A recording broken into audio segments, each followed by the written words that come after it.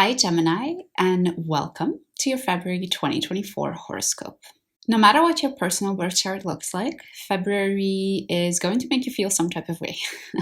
This is because almost all of the planets are doing something funky this month. So no matter if you're more influenced by Mars transits, Neptune transits, Venus transits, there will be at some point a day in this short month where you might feel some intense emotions.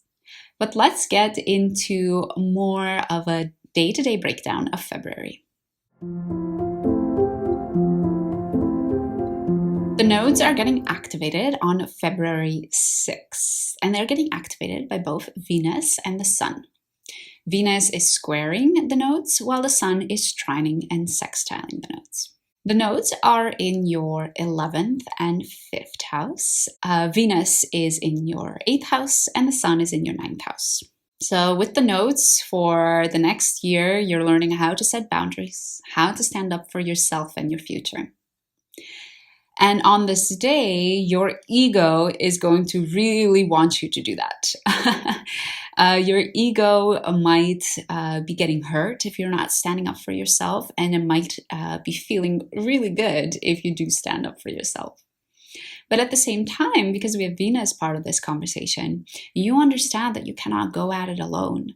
You understand that relationships are important, and sometimes in order to keep people in your life, you need to keep the ego in check and compromise. So it's an interesting day where you might be figuring out how to balance the two.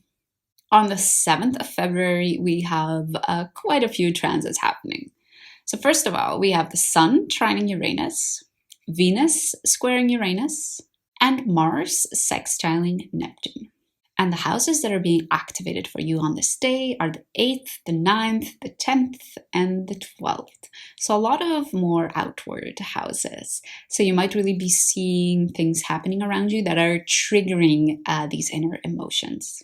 Because there's this beautiful aspect between Mars and Neptune, it might be that you're taking some actions in regards to your intimate relationships that feel in a way inspired from above, that feel really aligned, and actions that are for the greater good for yourself and for those around you. So whatever actions you're taking on this day, enjoy them. At the same time, whatever it is that you're doing and whatever actions it is you're taking might be making you stand out to others in a perhaps unique way. People might judge you for it or think you're a bit weird or unusual or different because Uranus is getting activated on this day. And those close to you might appreciate what you're doing because they know it's in a line with who you are, and it's for the greater benefit. But those that are a bit farther from you, a bit more removed from you, might be judging it or not as easily accepting of it. And it might especially be people of different cultures that find this weird, or it might be people in your school or part of your education that are finding this weird as well, because again, we have that 9th house in the mix. On the 9th of February, there's a new moon in Aquarius in your 9th house. So you're going to be getting a huge opportunity to learn things about your 9th house, to learn things about your belief system, opportunities for exploration. This is because Pluto is going to be in your 9th house for about 20 years. Take a look at what happened on January 20th and 21st when Pluto entered your 9th house. If there was anything that came up during those 2 days that you think like, ooh, okay, I want to do that differently, I want to change that, February 9th is a beautiful day to do that. It's a new moon, so it represents a new start in this area of your life. So try to do something on this day that's going to initiate this beautiful new beginning. On February 12th, we have Venus in your 8th house, sextiling Neptune in your 10th house.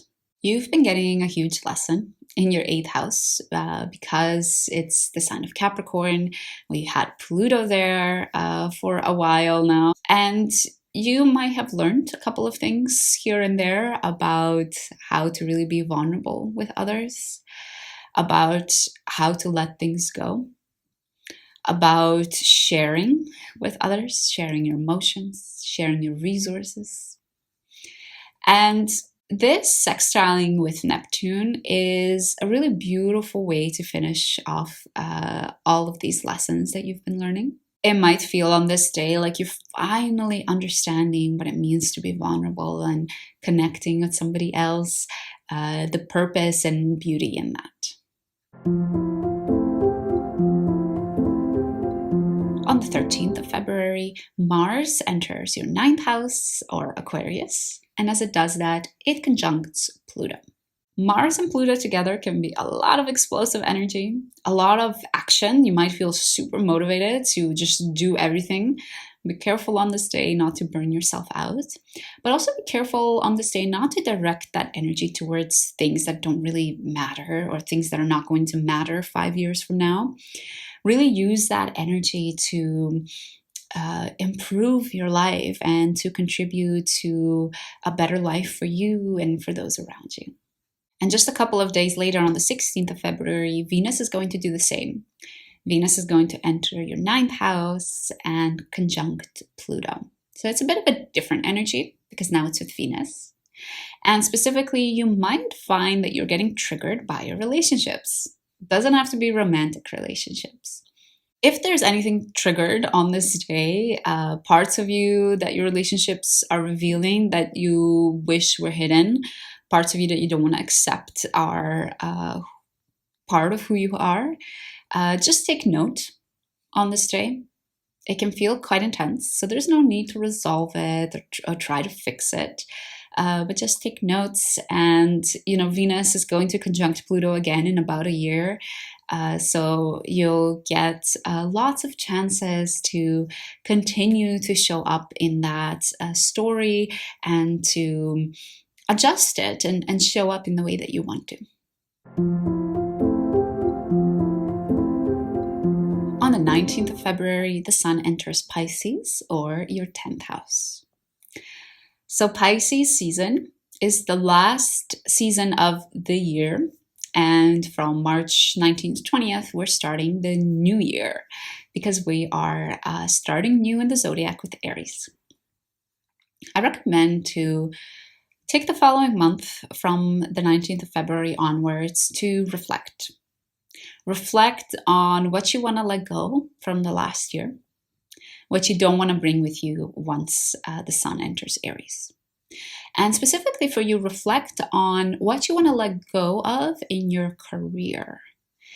Are there things about the way you show up in the public space that don't serve you anymore and that you want to get rid of? On the 21st of February, Venus and Mars finally catch up with each other, and they are conjunct in your 9th house. There's a lot of passion, a lot of determination around your belief systems on this day. Both Venus and Mars in your 9th house. Venus represents values, Mars represents passion, the 9th house represents your belief system. It could be a sort of replay of a couple of days earlier when both of these planets hit Pluto, that some of those intense emotions and triggers are being brought up again. On the 24th of February, we have a full moon in Virgo in your 4th house. On the same day of the full moon, we have Venus squaring Jupiter. If you have felt a little bit unclear regarding your home situation, perhaps you've been wondering whether to move, perhaps things have been a bit clear around your family and circumstances that they're facing, then during this full moon, you might feel like there's more insight or more clarity coming your way. And that might make you feel at ease. It might make you feel happy because, of course, it's not nice when there's unclarity around home and those people and things that we hold dear. So because you might feel this relief, this clarity, there might be a tendency to sort of overdo things We have Venus and Jupiter in square with each other, which can sometimes mean that we tend to be overly optimistic, really indulge in pleasurable things. So I would advise on this day just to keep an eye on that and not to overdo it. Just a couple of days later, on the 26th of February, Mars also squares Jupiter. This time, Mars, which is about passion and our fighter energy, squaring the planet of optimism, could mean that you are quite impulsive, that you're optimistic with your actions and you don't think them through and you just go ahead and impulsively do what you had in mind. And because this is in your ninth house, it could really be around your belief systems, that you're really radically accepting some new belief system or lifestyle that perhaps you're overly optimistic about and you don't yet know if it's something that really would suit you. Of course, you're always allowed to do this. I would just recommend to take a day or two, a week or so, give it a moment and see if it still feels just as optimistic and wonderful a little bit later in the month. On the 28th of February, we have Sun and Saturn conjunct in your 10th house. Saturn has been in your 10th house for a bit of time now, I think almost about a year, and it's going to be there for another year and a half. You are facing a lot of responsibilities in your career. And on this day especially, you might feel like they are just dimming your light. It might feel really difficult to be your bright and happy self, Gemini, on this day. But don't let it get to you.